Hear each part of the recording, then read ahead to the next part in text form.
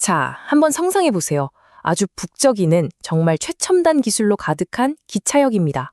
여기에 막 도착한 노부부, 만수 씨와 순자 씨가 계시는데요. 표정만 봐도 시작부터 어쩔 줄 몰라 하시는 게 느껴지죠? 오늘 이 두 분의 조금은 낯선 서울 여정을 함께 따라가 보면서요. 어쩌면 우리가 놓치고 있는 건 무엇인지 한번 같이 생각해 보는 시간을 갖겠습니다. 이분들의 이야기는요, 바로 이 순박한 질문에서 시작됩니다. 아니, 사람은 없고 웬 유리창만 덜렁 있대? 이게 단순히 매표소에 직원이 없다는 뜻만은 아니었을 거예요.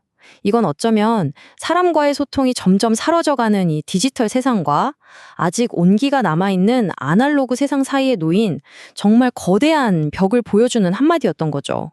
지금부터 75살 만수 씨와 72살 순자 씨의 7일간의 여정을 한번 같이 따라가 보겠습니다. 이분들의 세상은 배와 이웃, 얼굴을 마주 보고 종이 통장을 쓰던 그런 세상이었거든요.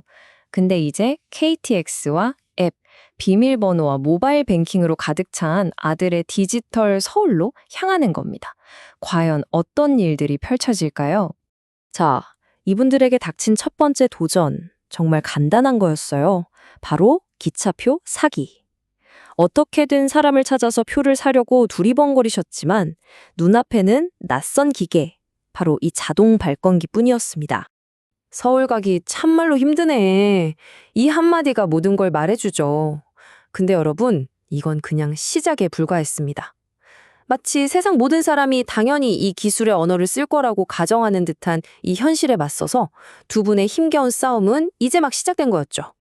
우여곡절 끝에 서울에 도착하긴 했는데 이분들을 맞이한 건 따뜻한 환대가 아니었어요. 바로 눈에 보이지 않는 유리벽이었습니다.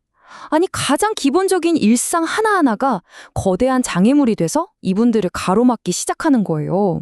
둘째 날, 택시를 잡으려고 빈차라고 쓰인 등을 보고 정말 열심히 손을 흔들어 보지만 택시들은 그냥 쌩쌩 지나가 버립니다. 이분들은 꿈에도 몰랐던 거죠. 그 택시들이 전부 스마트폰 앱으로 이미 예약이 끝난 차들이었다는 사실을요. 사람 차별하나 이런 말이 나올 정도로 답답하셨던 거예요. 그리고 바로 다음 날, 정말 아주 간단한 일이죠. 점심 한 끼 먹는 것에서조차 또 다른 보이지 않는 벽에 부딪히게 됩니다. 직원은 한 명도 없는 패스트푸드점에 들어갔는데 눈앞에는 온통 혼란스러운 메뉴로 가득한 키오스크만 똑하니 버티고 있는 거죠. 간단하게 메뉴를 바꾸는 건 고사하고 결제 버튼을 누르는 것조차 해낼 수가 없었습니다. 서울은 돈이 있어도 밥을 못 먹네. 아, 정말 이 깊은 좌절감이 느껴지시나요? 이 답답함은 식당을 나선 뒤에도 계속됐습니다. 심지어 편안한 안식처가 되어야 할 아들집, 그 현관문 앞에서조차 말이죠. 겨우겨우 아들 집 앞에 도착했는데 이번엔 또 디지털 도어락이 이분들을 막아서는 겁니다. 희미한 기억을 더듬어서 비밀번호를 눌러보지만 문은 열리지 않고 그자의 마지막 희망이었던 휴대폰 배터리마저 그냥 꺼져버리고 말아요. 하지만 정말 가장 큰 장벽은요, 바로 자신들이 평생을 모은 돈, 그 돈을 찾으려고 했을 때 나타났습니다. 은행에 갔는데 손에 쥔 종이 통장은 아무 쓸모가 없었어요. 은행원은 계속해서 모바일 앱으로 본인 인증을 해야 한다고만 반복했죠. 당연히 두 분은 하실 수가 없었고요. 아니, 내 눈앞에 내가 있고 내 손에 통장이 있는데 왜 자꾸 그놈의 핸드폰만 찾냐고요. 이 외침이 정말 아프게 들리죠. 바로 이 두 분의 개인적인 고군분투가 우리 사회가 가진 훨씬 더 큰 문제를 아주 선명하게 보여주고 있는 겁니다. 네, 바로 디지털 격차 문제입니다. 만수 씨와 순자 씨가 겪은 건요, 그냥 좀 불편하다 이 정도 수준의 문제가 아니었어요.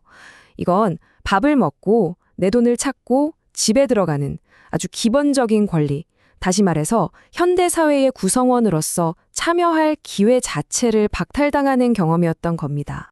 여기서 우리는 이런 질문을 던져볼 수밖에 없습니다. 누군가를 위한 효율성과 편리함이 도대체 언제부터 다른 누군가를 이렇게 철저히 소외시키는 결과를 낳게 된 걸까요? 이 질문은 우리를 이분들 여정의 가장 가슴 아픈 순간으로 이끌게 됩니다.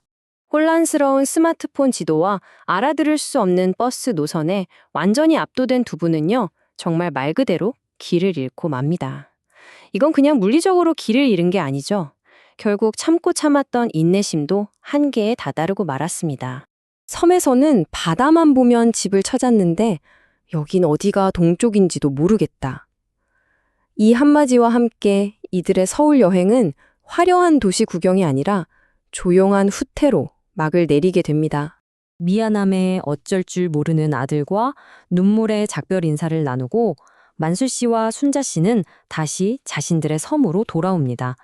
그리고 그곳에서 이웃들의 따뜻한 환대를 받게 되죠. 그리고 이분들의 귀환은 이 여정의 마지막 깨달음을 아주 선명하게 보여줍니다. 바로 세상에는 두 종류의 연결이 있다는 사실이죠. 하나는 앱, 비밀번호, 키오스크로 이루어진 와이파이 연결이고요. 다른 하나는 악수하고 대화하고 함께 밥을 먹는 바로 사람과 사람 사이의 연결입니다. 여기는 와이파이인지 뭔지는 없어도 사람 마음이 다 연결되어 있잖냐.